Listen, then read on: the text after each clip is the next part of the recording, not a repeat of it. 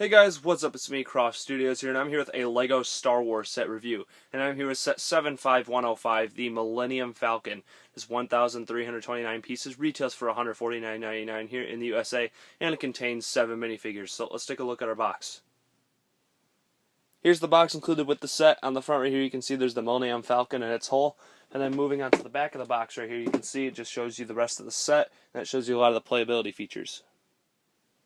In this set, you get one instruction booklet, and when we go to the end of the instructions right here, you get some advertisements when we go back there. Taking a look at this one right here, just basically shows you the features of the set right here, not really too much. When you go right here, you can see an advertisement that shows all the minifigures you can collect, shows you all the rest of the Star Wars sets that came out in this wave. And then right here you can see there's this Star Wars Online ad right there, which is like a poster type of thing. You get another ad right here for Poe's X-Wing Starfighter. Then on the back you get the evil City Guy of Doom. Here are the extra pieces included in this set. In this set you get one brick separator. First up for minifigures is Rey right here, as you can see. Definitely a great minifigure for Rey right here. They did a very good job representing her from the movie. You can see her face right there, and her leg and torso printing is very well done. Love that silver pistol she gets. It's like a gunmetal silver kind of color, really cool looking. Definitely looks cool on her. You can see her hair is definitely a really cool mold and unique mold right there. You can see her back printing right there is very cool looking. And when you take off her hair piece right here, you can see she has a double-sided head and some back printing. So definitely a very well done minifigure right here. Up next for minifigures is Finn right here. It's definitely good to get him in the set right here. Definitely a main character from the movie. You can see his torso right there is very cool looking. Love the look of that. And then you can see his face right there. It's kind of like an angry type of look with his eyebrows raised. You can see his hair right there is very well done. And I really like the back printing as well. Definitely a cool type of tan coloring for his jacket. Very well done. Then when you take off his hair, you can see he also has a double-sided head. So definitely a great minifigure. Up next for minifigures is Chewbacca right here, and this is a very well done Chewbacca minifigure. LEGO went all out with this design right here. They definitely got the face right. Just the overall look of Chewbacca is very well done. You can see his leg printing is very cool. Love the look of his face right there. It's just very well done, as well as that nice little ammo belt going across his torso. One thing I don't like is that it doesn't extend onto the shoulder. You can see it just kind of like stops right there and then it continues onto the back. I wish they would have maybe done something with that. Other than that, it's perfect minifigure, very well done. So definitely a sweet looking Chewie right here. And then you also do get the cool crossbow with him with the stud shooter. So that's basically it for Chewie. Up next for figures is Han Solo, and this has to be my favorite of the set probably.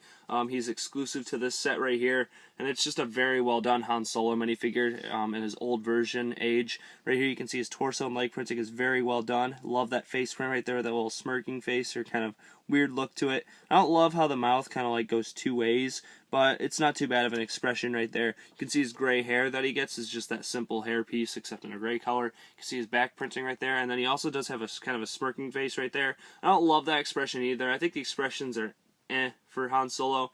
They could have done a little better on them, but overall it's definitely a great figure.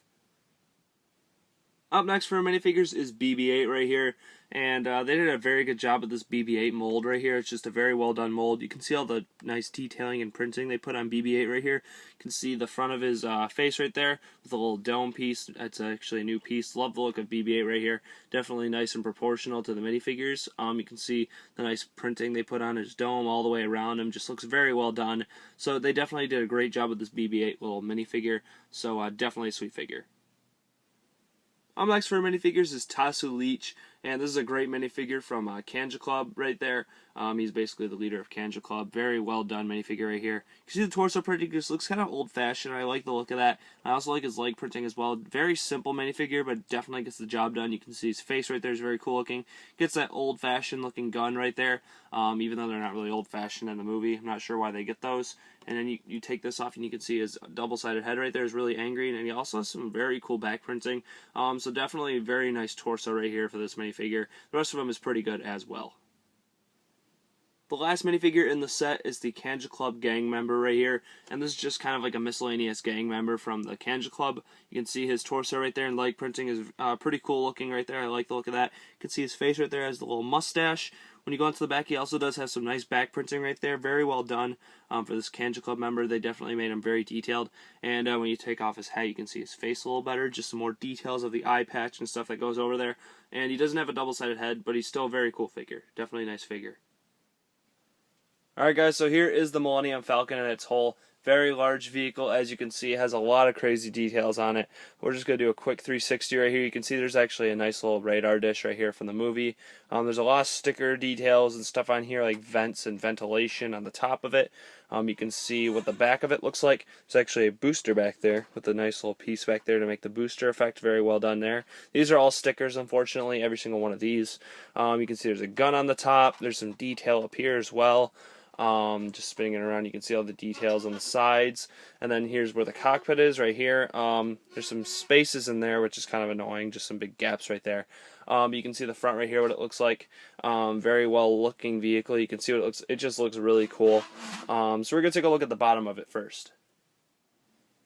So looking at the bottom, there's only a quick thing I wanted to show you. You can see these are the landing gears right here, which basically the Falcon sits on and rests itself on. Unfortunately, they do not fold up or anything like that. They could have easily done that, I think, if they would have maybe done a couple of small adjustments. You can see there's the gun on the bottom. That's very well designed right there. Then this is where the door is that leads to the inside. I'll show you guys that later. I just wish they would have made it so the landing gears kind of folded up or something like that. That would have been really cool. So going back up to the top, I'm going to show you a couple more details before I show you guys like the main feature in the inside. You can see there's some details up on the front right here, like some dark red tiles and stuff, some bar pieces. There's these sticker details right here on the top of the Falcon. Right here you can see there's some more stickers in the middle right there. There's a little sticker piece right here under where the gun is. You can see what that looks like. It's kind of like a little circular just pattern type of design right there. It's pretty cool looking. So we're going to move on to the main feature of the set, which basically you basically fold this down, which is a really nice little feature right there, and you can basically open up every single one of these flaps right here. It's basically like the older design as well. They're all very similar in design, but you can see how every single one of these opens up right here. It's very simple. All of them can open up and it reveals the inside. So starting off the interior is this area over here with the computer. You can see that right there's a little swivel chair right there. There's nothing right here, which is kind of annoying, so the chair can kind of break if you try to take the minifigure off too quickly. You can see there's a little computer screen there with a lot of details and stuff. There's random bars and stuff all over the floor. There's just bricks everywhere. You can see what that looks like. And then turning it to this side so you can see what the chairs look like in the board game. You can see what those look like. It's a very nice design over there. You can see there's a lot of nice little details and stuff. These are all stickers, which really suck. But then you get the game board piece right here, which I'll show you guys up close. This is a really cool looking piece right here. You can see what that looks like. Very nicely detailed right there. I just love the look of that. Definitely shows the game board from the original movie very well. That's an awesome little feature right there. And then I'll also show you a little feature that's in the middle. Basically, you can kind of just lift this up, and there's a little area where you can put two minifigures. I'm not really sure the purpose of this. Maybe it's to arm the guns or something like that, but it's terribly designed if that's what it's for. I do not understand that whatsoever, and you can just basically put it back in there. Not really sure what the purpose of that is. So now moving on to the other side right here, you can see the other side of the Falcon, what it looks like. There are two beds over here with some bricks and stuff everywhere. There's just a lot of small details and stuff on the inside. You can see right here basically the engines right here and what basically helps the Falcon drive, which is pretty crazy. And then there's some tubes going across the floor. A lot of nice little details and stuff on the inside here. You can see there's some panels. There's actually a nice little crate right here which you can put stuff in the inside of.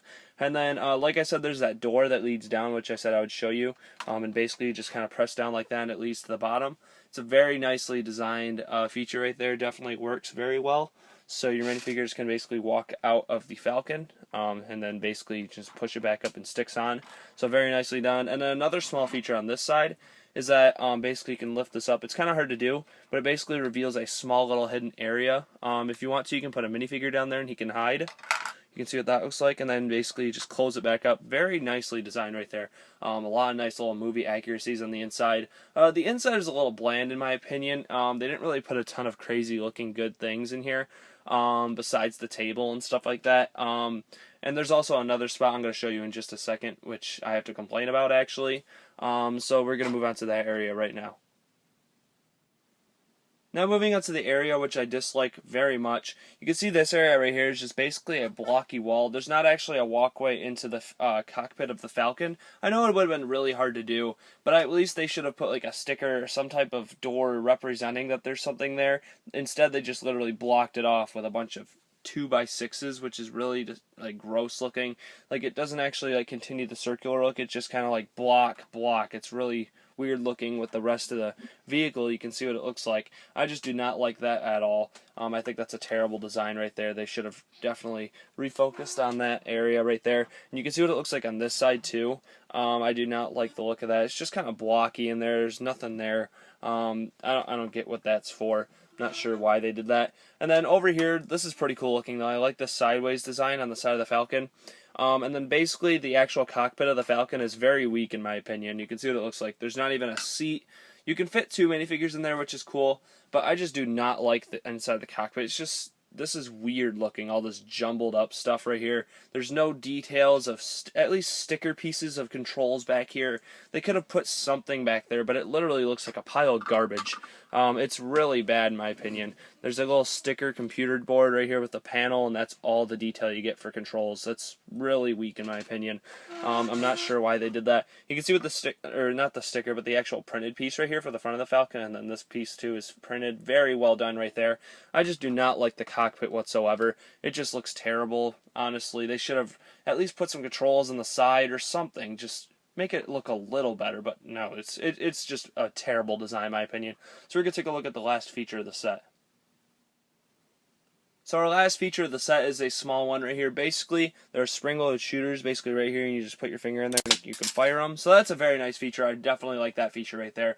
Very creative in using the, basically just put your finger right there to fire the spring-loaded shooter. Very creative feature right there. Alright guys, now onto the rating on this set. I am severely disappointed with a lot of the things in this set, unfortunately. But overall, it's a decent Millennium Falcon. It's not terrible. I like the minifigures in the set. The minifigures are pretty well done. I like the old Han Solo. I like how you get the main character to line up as well as the 2 pirates. So the minifigures in this set aren't too bad at all. But one thing I do not like about the set, like I said, is a lot of the design. Like the inside does not really have much to it. There's like a couple of small things from the movie, but they really didn't put much effort on the inside, in my opinion. Also, that area by the cockpit is poorly designed, in my opinion. I do not like that whatsoever. There's like not even a sticker piece that they could have put there that like looked like a doorway or something like they've done in the past, but they didn't even put anything there. It just looks stupid, and it looks really blocky in my opinion. Another thing that doesn't really make sense is that weird feature where the top of the Falcon opens up and you can put 2 minifigures in the inside, like right below the little gun on the top. I don't like that either. That's one thing that it really looks stupid. But the rest of the features are pretty good in the set, like the spring-loaded shooter feature. I like basically the feature where it opens up so figures can enter and exit the Millennium Falcon. I like the little hideaway feature. You can put a minifigure in there and hide.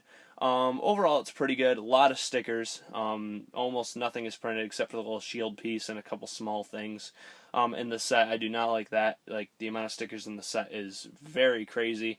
And to top it off, the set is very expensive, and it's way too overpriced. It's $150. Terrible price point for the set. That's a really bad price for me, in my opinion. I honestly did not like this Millennium Falcon that much. It's probably my least favorite of the Falcons. I've played with most of the Millennium Falcons that's come out in the past couple of years, and this is probably my least favorite one. This set's gonna get a 7 out of 10. It's not very good, actually. I'm very surprised. I thought I was gonna like this set a lot more, but it's kind of poorly designed. It feels just thrown together for the new movie. It doesn't really have much specialty to it, and it's just like really weird. The inside being boring and just looks unfinished for some reason. And also the price point for the set's terrible as well. So I only recommend that you get this set if you really want a Millennium Falcon, kind of like I did, just to kind of complete your old Star Wars vehicles collection. I really wanted to get this to complete, to try to add to my Star Wars vehicles collection. So that's mainly the reason I got it. And I actually got this for $120 instead of $150, so that was a better deal. So yeah, I hope you've enjoyed this review. Make sure to comment and subscribe.